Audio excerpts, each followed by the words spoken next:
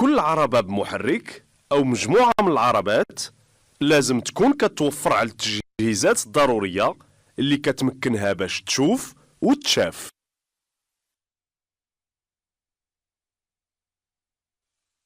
هاد العربات بمحرك لازم تكون كتوفر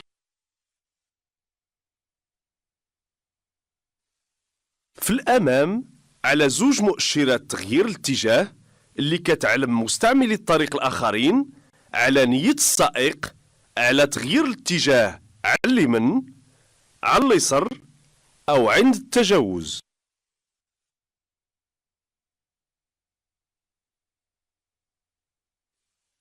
زوج ديال أضواء الوضع كيضويو على مسافة 150 متر كيبينوا عرض العربة من الأمام.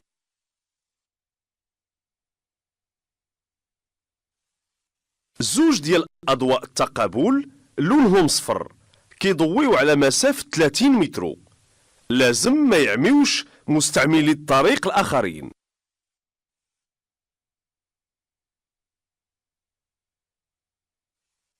زوج أضواء الطريق لونهم صفر كيضويو على مسافة 100 متر على الأقل.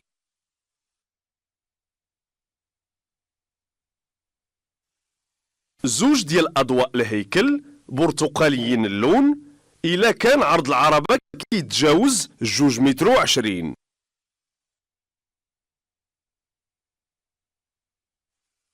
في الخلف لازم هاد العربات تكون مجهزة بزوج مؤشرات لتغيير الاتجاه،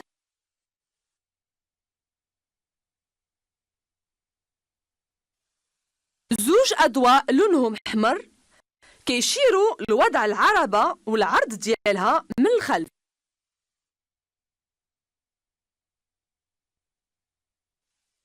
زوج أضواء الفرامل كيشعلوا ملي كيقوم السائق بضغط على دواسة الحصار الرئيسي.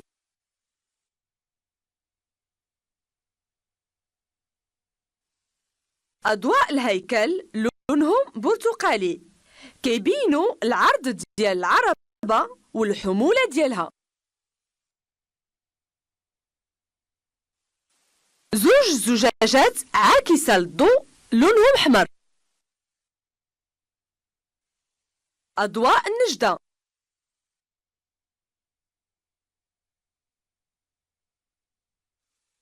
ضوء ديال لوحة التسجيل لونه أبيض، ضوء اللون ديالو خضر كيكون في مؤخر العربة من جهة اليسر بالنسبة للعربات اللي العرض ديالها مع الحمولة كيتعدى 2 متر.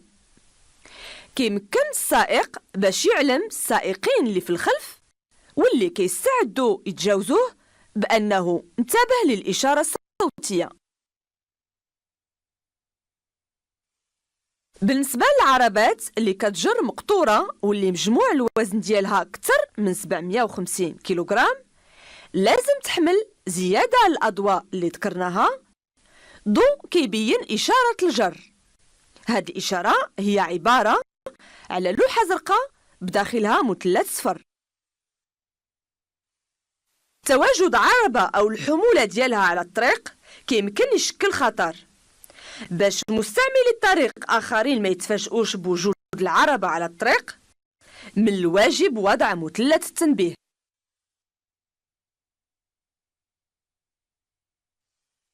إذا كانت الرؤية جيدة من الواجب نوضع مثلث التنبيه على بعد 30 متر.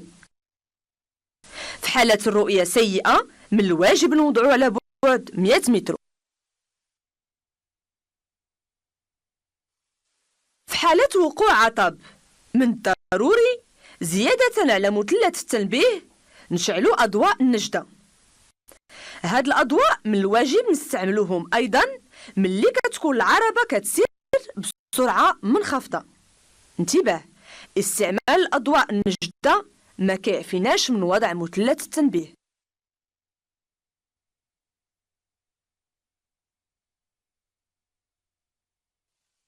بعض البيانات هي مفروضة بموجب القانون، لهذا من الواجب إبراز الوزن في حالة فراغ.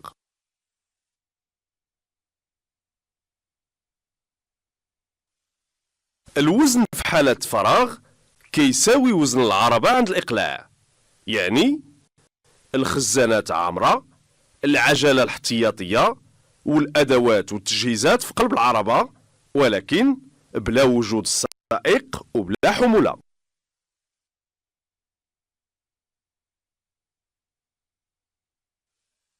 كل عربة عندها مجموع وزن مع الحمولة اللي من الواجب ما تعداهش. مجموع الوزن مع الحمولة مشار ليه في الورقة الرمادية على لوحة الصنيع أو على لوحة الوزن. الحمولة النافعة. الحمولة النافعة هي الفرق بين مجموع الوزن مع الحمولة ووزن العربة في حالة فراغ. مجموع الوزن مع الحمولة ناقص الوزن الفارغ يساوي الحمولة النافعة. من بين البيانات الواجب أيضا إشهارها لوحات التسجيل.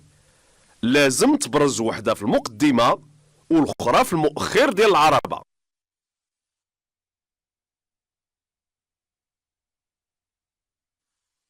بالنسبة للعربات اللي المجموع الوزن ديالها مع الحمولة كيتجاوز 10 طن أو العرض ديالها أكثر من 2.20 متر، السرعة الأقصى خارج التجمعات السكنية وفي ظروف عادية للسياقة كتكون محددة في 70 كيلومتر في الساعة.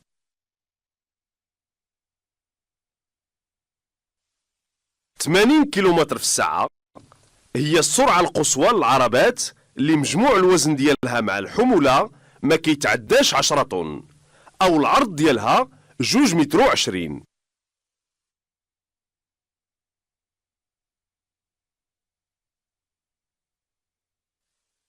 بالنسبة للعربة اللي كتجر مقطورة أو نص مقطورة، زيادة على البيانات اللي ذكرناها من قبل، من لازم تكون كتحمل مجموع الوزن الأقصى مع الحمولة ديال المقطورة،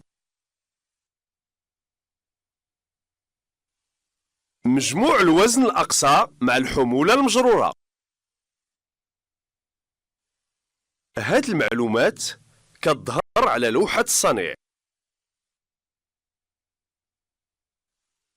العربة الجارة لازم تكون كتحمل في القدام وفي المؤخر لوحة مربعة زرقاء بداخلها مثلث صفر فاتح كتسمى إشارة الجر.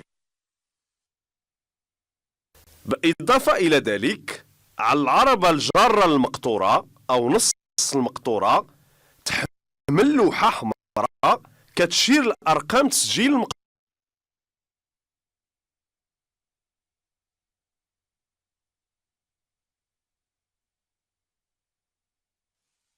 بالنسبة لعربات نقل المواد الخطيرة، من الواجب تحمل بعض البيانات الأخرى. لهذا من لازم تحمل زيادة على البيانات القانونية المفروضة على عربات نقل البضائع صفائح ملصقة. هاد الصفائح كتستعمل لجلب الانتباه لنوعية الخطر. من الواجب تكون بارزة في مؤخر العربة وعلى الجوانب.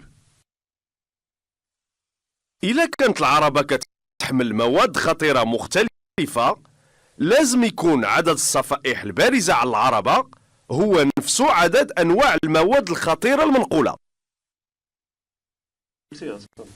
على الواجهة الأمامية والخلفية لعربات نقل المواد الخطيرة لازم تكون بارزة صفيحة برتقالية اللون. كتحمل في الشطر العلوي ديالها رقم كيبين نوعية الخطر. في الشطر السفلي الرقم الترتيبي للمادة المنقولة.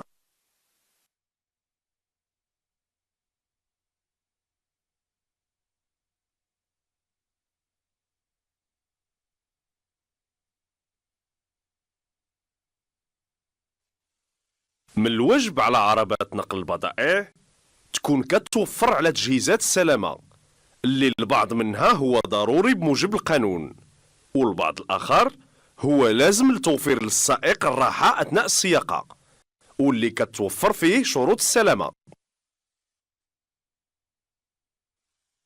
خطر توقف العربة في وسط الطريق يقد يشكل خطر على مستعملي الطريق، لهذا من اللازم على السائق يكون كيتوفر علامات التنبيه اللي كيمكنو يعلم على تواجد العربة ديالو في الطريق.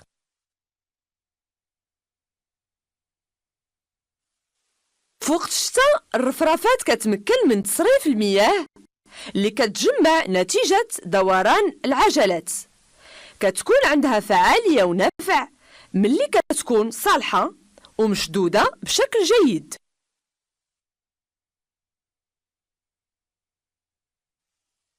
ملي كتكون المسافة بين الأرض ومؤخر الشاحنة كبيرة فهي كتشكل خطر حقيقي، خاصة بالنسبة للعربات الخفيفة اللي تقدر تدخل تحت الشاحنة.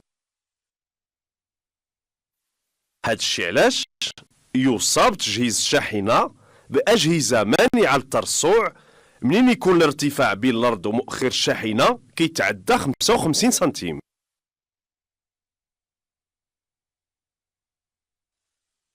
الأجهزة الجانبية للسلامة عندها نفس الوظيفة كالأجهزة المانعة للترصع.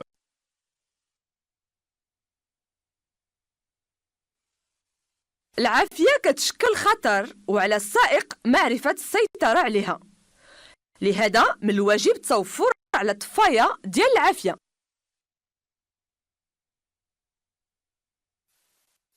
كنوجدو طفاية ديال العافية بالماء صالحة خصيصا لإطفاء العافية الناتجة عن احتراق الخشب، الورق، الثوب إلى آخره. طفاية ديال العافية بمسحوق صالحة لإطفاء العافية ناتجة عن احتراق الهيدروكربونات.